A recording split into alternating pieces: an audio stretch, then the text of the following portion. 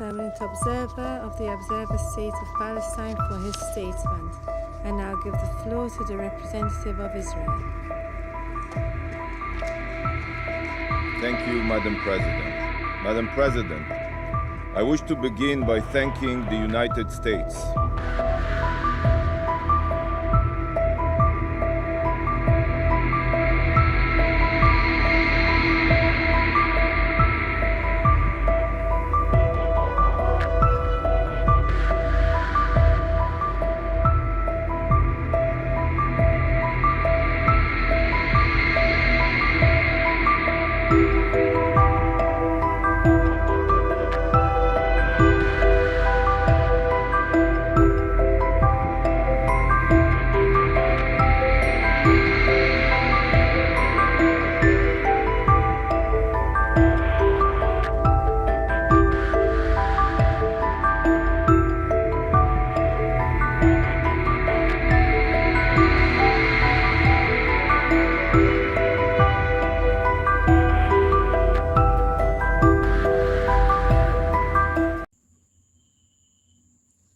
Kalalah Malak Yahweh Wa Yahushai Bahashem Racha Kodash.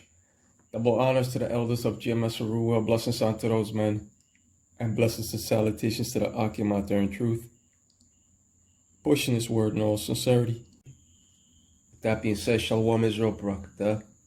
Today's lesson, Moscow snubs Israel at UNSC. At the UN Security Council. And this video goes to show you that tensions are extremely high, even at the UN Security Council. Because tensions flared as Russian envoy Vasily Nebenzia led a walkout during the Israeli envoy of Gilad Erdan's address. And the move follows Russia's recent vote in favor of Palestinian statehood, signaling escalating diplomatic friction. So what many are seeing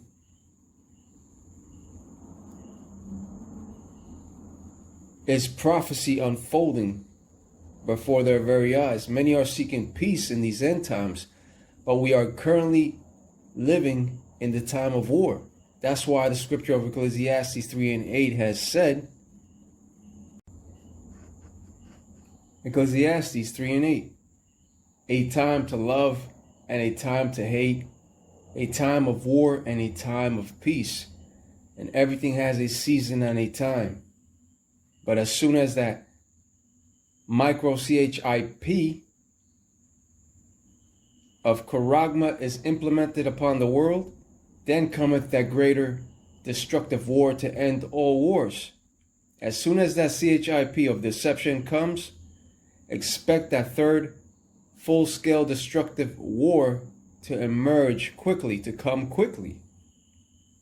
Now the opposite of love is hate, and the opposite of peace is war. And this is the perfect balance of the Lord, Yahweh Wa Yahushai, according to the scripture of Proverbs 11:1. We are not in the time of peace, but of war.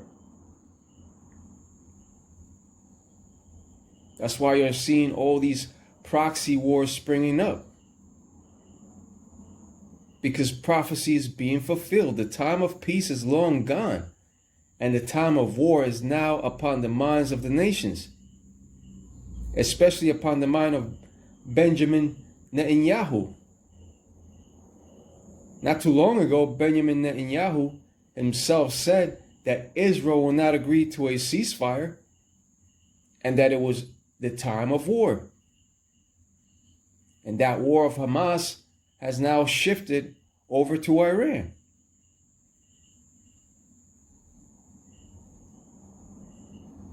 What the entire world is now witnessing firsthand are the first stages of World War III taking place.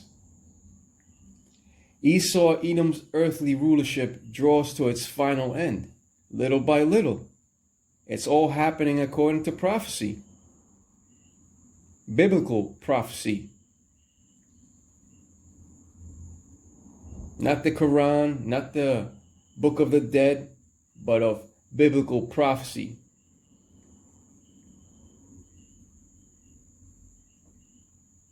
So Benjamin Netanyahu right now has a lot on his plate. So does America. Peace talks have failed and high tensions between the nations remain and still continue. We are currently in a dangerous time of war. And when it comes to the elders, along with the brotherhood, they have been warning you time and time again of these times to come for years.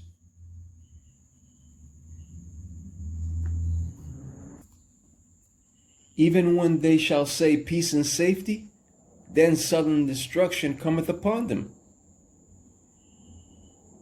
So there's no peace in sight. But with that being said, let's go over to 1 Thessalonians 5 and 3. 1 Thessalonians 5 and 3. For when they shall say peace and safety, then sudden destruction cometh upon them, as travail upon a woman with child, and they shall not escape. And when the rulers of Edom say peace and safety, then sudden destruction cometh upon them. But as far as a woman with child having birth pains in stages, that's how this current war in the Middle East is unfolding. These small proxy wars will eventually lead to that greater war of Armageddon. These smaller proxy wars in the Middle East are the beginning stages of that greater, painful nuclear war that shall come. Let's put it that way. It first begins with that mild first stage, then it gradually grows to that final painful stage where they shall not escape. Babylon the Great is experiencing small birth pains as we speak, but the people of that nation have not really seen or witnessed the full force of what's to come. In that last birth pain, many shall fear and pass away. Many people are not prepared on those things to come, but the men of the Lord, on the other hand, prepare themselves spiritually through the scriptures. In order for righteousness to dwell on the earth, there first has to be destruction. 1 Thessalonians 5 and 4. But ye brethren are not in darkness, that that day should overtake you as a thief. Right. The scripture of 1 Thessalonians 5 and 2 has says, For yourselves know perfectly that the day of the Lord so cometh as a thief in the night. And a thief is not going to tell you when he comes to steal upon your house. He's going to show up at a time when you least expect it.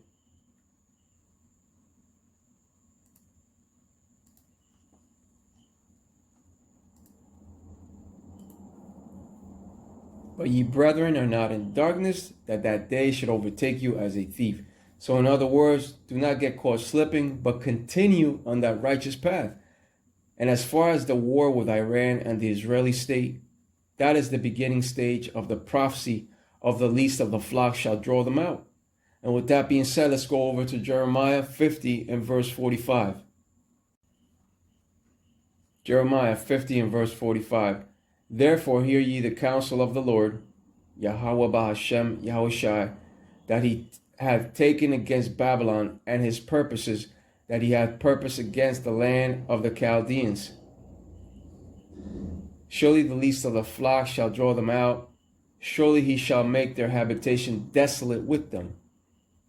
Surely the least of the flock shall draw them out. This speaks about the Amalekites in the land of Israel today, the small hats. The Israeli state will be the ones to draw out America into World War III. Surely he shall make their habitation desolate with them, because the land of Israel shall be destroyed in the war, along with modern day Babylon the Great. This is the prophecy that the Holy Scriptures have foretold since its very beginning. Since the very beginning. And Babylon the Great is America. Jeremiah 50 and verse 46. At the noise of the taking of Babylon, the earth is moved, and the cry is heard among the nations. The earth shall reel to and fro like a drunkard from the vast missiles raining down upon it.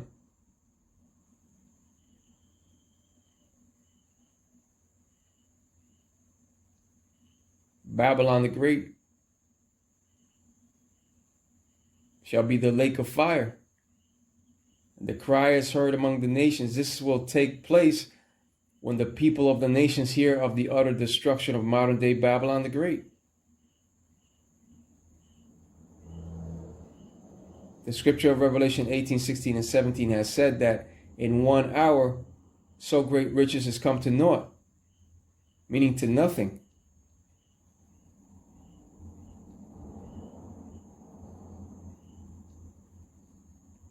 And the other people that are far off shall not cry due to her destruction. They shall cry because they can no longer sell their goods to Babylon the Great. The least of the flock shall draw them out, meaning that the Amalekites of the Israeli state will be the ones to draw out the Americans into World War III. Also, if Iran was to get attacked, that will also draw out the Russians to war, because they now have a Russian-Iranian strategic alliance with one another. The Russians are known as Gog and Magog, and as the Medes, according to the scriptures. And that Russian bear will come up against the West with their destructive missiles. That Iranian-Israeli war is the beginning stages of the Americans and the Russians getting involved, because those two are going to lock horns with one another. It's destined for them to fight. And are you not seeing many wars taking place in these end times? And also, did not Isaac tell Esau, Edom, that by the sword shalt thou live? Esau, Edom lives by the sword. And there are many videos now claiming that the Bible is true. It has always been the truth of the Lord, Yahweh Yahushai. Biblical prophecies are being fulfilled, while atheists and non-believers are still denying the validity of the scriptures. Does not the scripture of Psalm 68 and 11 say, the Lord gave the word, great was the company of those that published it? Yes. Also, the word is for the true nation of Israel, which consists of so-called Negroes, Latinos, Tainos, and Native American Indians.